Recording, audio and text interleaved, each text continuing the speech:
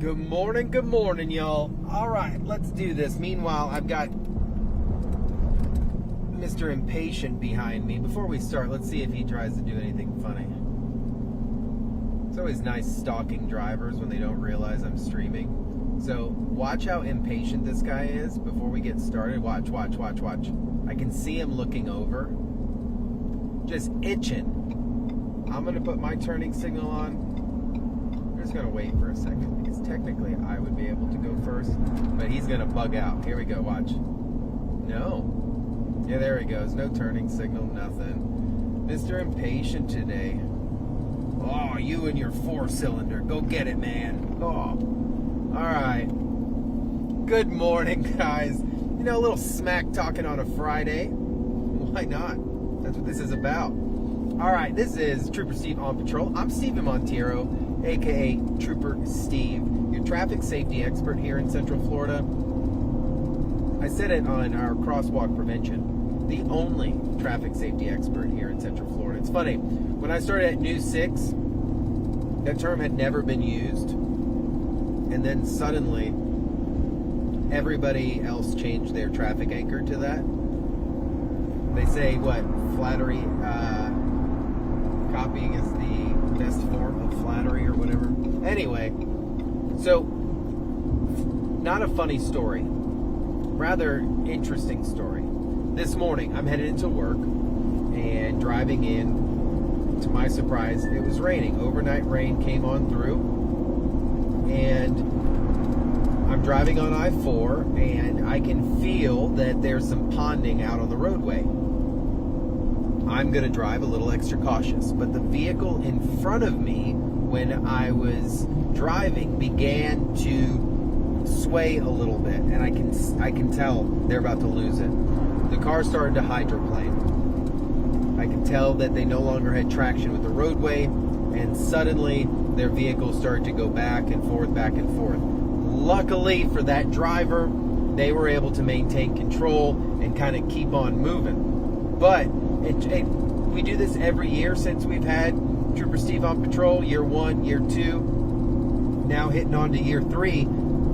It's time for that reminder again. So I thought, let's get out here. Let me get rid of the myths. Let's talk about the proper procedures, what you should be feeling when a hydroplane has happened, and how you know you're coming out of it. All right?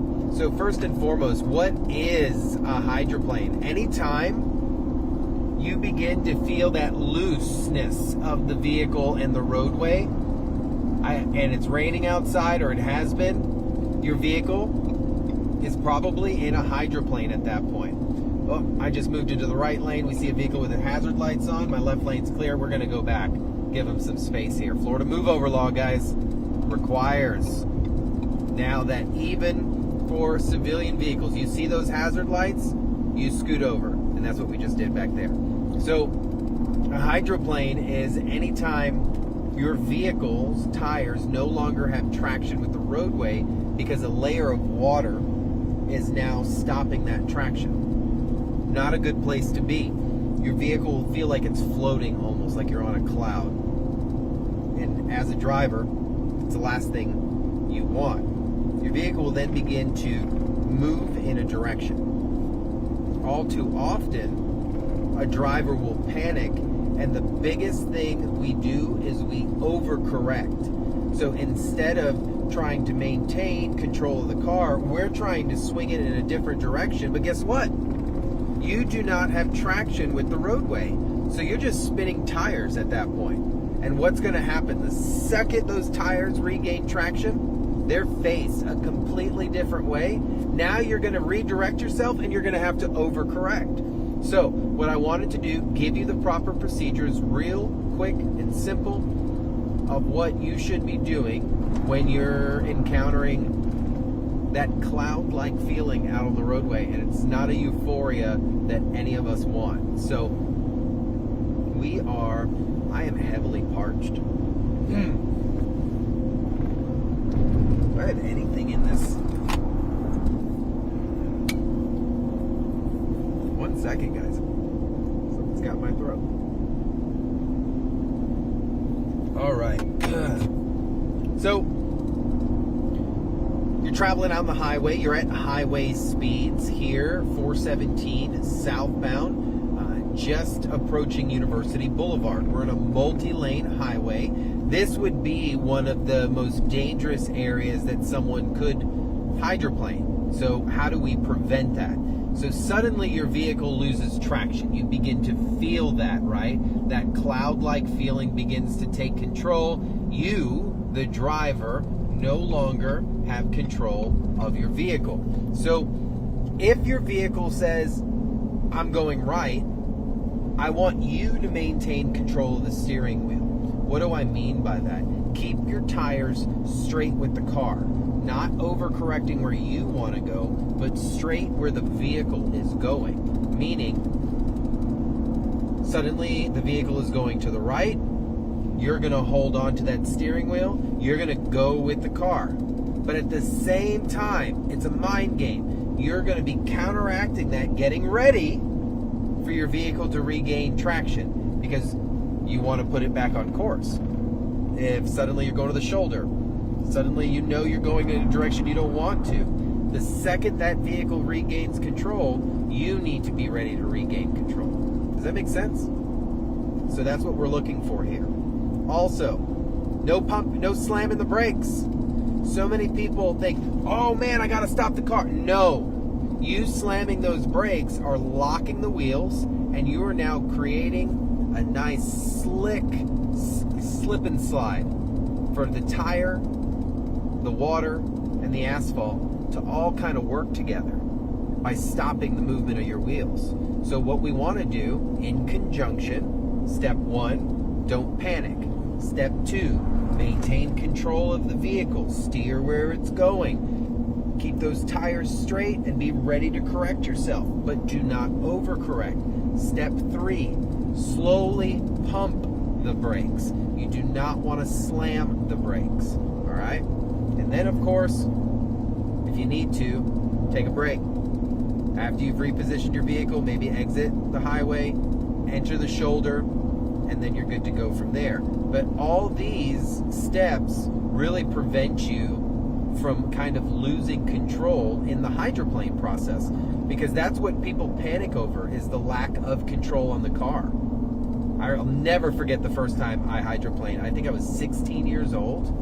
I was in a 1990 Oldsmobile Sierra Cutlass. It was my grandmother's car. God bless that woman. And I inherited her vehicle, and you want to talk about just massive weight. I'll never forget, because I just lost it. And I spun and spun and spun, but I was 16 and had no clue and had no one there to kind of tell me, hey bozo, if your car's losing control, you don't lose control either. And so over time, you kind of put this all together. Some other things that you should talk about. You hear me sometimes say Florida law, how we have a statute that covers too fast for conditions, meaning the speeds out on any given roadway, whether it's here on 417 or out on 408, which we're about to get on, are designed for the conditions right now. Look how beautiful it is. 85 degrees outside, slightly cloudy, sun is shining, and it is 10:08 in the morning. That's what the speed limits were designed for. All right? So if it's absolutely pouring out here and it's 70 miles an hour and you can't see 5 foot in front of you, maybe we shouldn't be doing 70 miles an hour, right? So therefore, since that's the maximum speed limit, too fast for conditions, meaning if the conditions aren't right for the 70 miles an hour, let's back it off a little bit. Because then when you hit that patch of water, Chief Meteorologist Candace Campos taught me nuisance ponding. When you hit that pain in the butt pond that is a nuisance out on the roadway, and suddenly you lose it, it's because you might be doing 70 miles an hour when the sky is falling out on the roadway. So those are things that we really want to consider. Fog, also a major element because of visibility. So just think about that. Areas that sometimes we do see a lot of ponding, and where you could be prone to hydroplane, out exactly right here. Your entrance and exit ramps. I don't know where that Camry's going. That lane is about to end in any moment here. And he's just flying. Jeez. Gotta love it. We'll save the clowns for next week. But your entrance and exit ramps are prone to nuisance ponding. Why? Because of the dips in the roadway.